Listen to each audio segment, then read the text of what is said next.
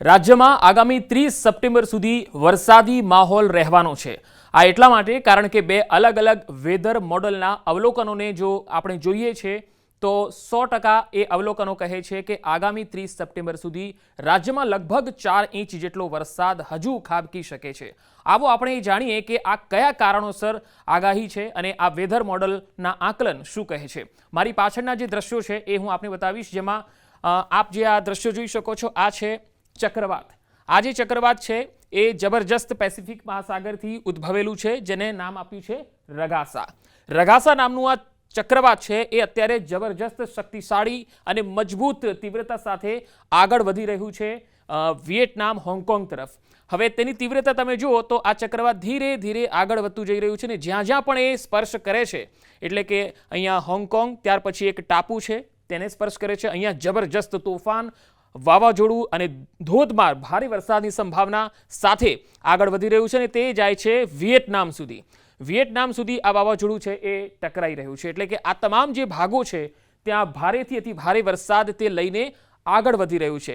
હવે આપણા ભારત પર તેની શું અસર થવાની છે તેની જો આપણે વાત કરીએ, કારણ કે મેં કીધું એ પ્રમાણે ગુજરાતમાં કેમ ભારે વરસાદ થઈ શકે છે, કારણ કે આ જે ચક્રવાત છે રગાસા, આ રગાસા નામનું ચક્રવાત ધીરે ધીરે વિયેટનામથી થઈને બંગાળની જે ખાડી છે જે તમે જોઈ રહ્યા છો પશ્ચિમ બંગાળ અને ભુવનેશ્વરની નીચે આ જે બંગાળની ખાડી છે ત્યાં સુધી તેની અસર જશે। એટલે આ જે વાવાઝોડું જે છે એ ધીરે ધીરે હોંગકોંગ, તેના પછી એક ટાપુ, તેના પછી વિયેટનામ અને વિયેટનામથી પછી તે બંગાળની ખાડી તરફ, એટલે કે અહીંયા સુધી તે આવશે અને તેના પછી બંગાળની ખાડીમાં ઓલરેડી 25 તારીખે એક સિસ્ટમ બની રહી છે જે ભારે વરસાદ લાવશે। પ્લસ આ જે વાવાઝોડું છે તેની તીવ્રતા તમે જુઓ, આ વાવાઝોડાની તીવ્રતા તમે જોઈ શકો છો કે અહીંથી ઉદ્ભવેલું આ વાવાઝોડું જે વિયેટનામ થઈને ત્યાં બંગાળની ખાડી સુધી સ્પર્શ કરે છે। એનો મતલબ એ થયો કે પશ્ચિમ બંગાળની ખાડીમાં જે સિસ્ટમ બની રહી છે મજબૂત, એની સાથે આ વાવાઝોડું જે છે એ ટકરાશે, એટલે કે ત્યાં સ્પર્શ કરશે અને તેના કારણે એ ખાડીમાં, પશ્ચિમ બંગાળની જે ખાડી છે, બંગાળની ખાડીમાં જે પ્રેશર ઉદ્ભવવાનું છે આ વાવાઝોડાને કારણે એ વધારે મજબૂત બનશે અને વધારે મજબૂત બનશે એટલે એ જે પ્રેશર છે એ ધીરે ધીરે આગળ જશે મહારાષ્ટ્ર, મધ્યપ્રદેશ થઈને ગુજરાત તરફ અને એટલા માટે ગુજરાતમાં આગામી 30 સપ્ટેમ્બર સુધી ભારેથી અતિ ભારે વરસાદ થઈ શકે છે। હવે આ જે વેધર મોડલ છે એ છે ECMWF।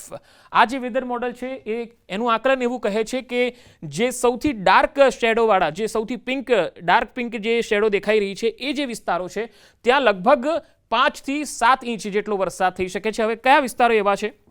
સૌરાષ્ટ્રમાં ભાવનગર, ગીર સોમનાથ, રાજકોટ, બોટાદ, જુનાગઢ, આ જે વિસ્તારો તમે જુઓ છો એમાં 30 તારીખ સુધી લગભગ 6 થી લઈને 8 ઇંચ જેટલો વરસાદ ખાબકી શકે છે। જ્યારે દક્ષિણ ગુજરાતની જો વાત કરીએ તો આ વિસ્તારોમાં આ પ્રેશરની જે અસર, આ વાવાઝોડાની અસર અને બંગાળની ખાડીમાં ઉદ્ભવેલું જે પ્રેશર છે એ જો ગુજરાત તરફ આગળ વધે છે તો વડોદરા, ભરૂચ, સુરત, તાપી, નર્મદા, છોટાઉદેપુર, ડાંગ, નવસારી અને વલસાડ, આ જે તમે દક્ષિણ ગુજરાતના જે ભાગો જોઈ રહ્યા છો તેમાં 6 ઇંચથી લઈને 8 ઇંચ સુધી વરસાદ થઈ શકે છે। જ્યારે મધ્ય ગુજરાતના જે પટ્ટામાં તમે જે જિલ્લાઓ જોઈ રહ્યા છો જેમાં દાહોદ, પંચમહાલ, આણંદ, ખેડા, ગાંધીનગર અને અમદાવાદ, આ જે વિસ્તારો છે એમાં 4 ઇંચ જેટલો વરસાદ 30 સપ્ટેમ્બર સુધીમાં જોવા મળી શકે છે। જ્યારે ઉત્તર ગુજરાત અને કચ્છનો જે વિસ્તાર છે એમાં વાદળછાયું વાતાવરણ રહી શકે છે અથવા તો ઝરમર વરસાદ અથવા તો ક્યાંક છૂટો છવાયો વરસાદ થઈ શકે છે। તો આ તો વાત થઈ ECWMF મોડલની વાત। હવે બીજું એક મોડલ છે GFS વેધર મોડલ। આ મોડલ શું કહે છે? તો આ મોડલની આગાહી અને અવલોકન પ્રમાણે જેમાં તમે ડાર્ક પિંક શેડો જોઈ રહ્યા છો એ જે જિલ્લાઓ છે ત્યાં 8 ઇંચ જેટલો વરસાદ થઈ શકે છે, જેમાં સુરત, દક્ષિણ ગુજરાતની જો સૌથી પહેલા વાત કરીએ તો સુરત, તાપી, ડાંગ, નવસારી, વલસાડ, ભરૂચ અને નર્મદા, આ જે વિસ્તારો છે તેમાં 8 ઇંચ સુધી વરસાદ થઈ શકે છે। જ્યારે મધ્ય ગુજરાતના આણંદ, વડોદરા, પંચમહાલ, દાહોદ, છોટાઉદેપુર, આ જે વિસ્તારો છે એમાં 4 થી લઈને 6 ઇંચ સુધીનો વરસાદ 30 સપ્ટેમ્બર સુધીમાં જોવા મળી શકે છે।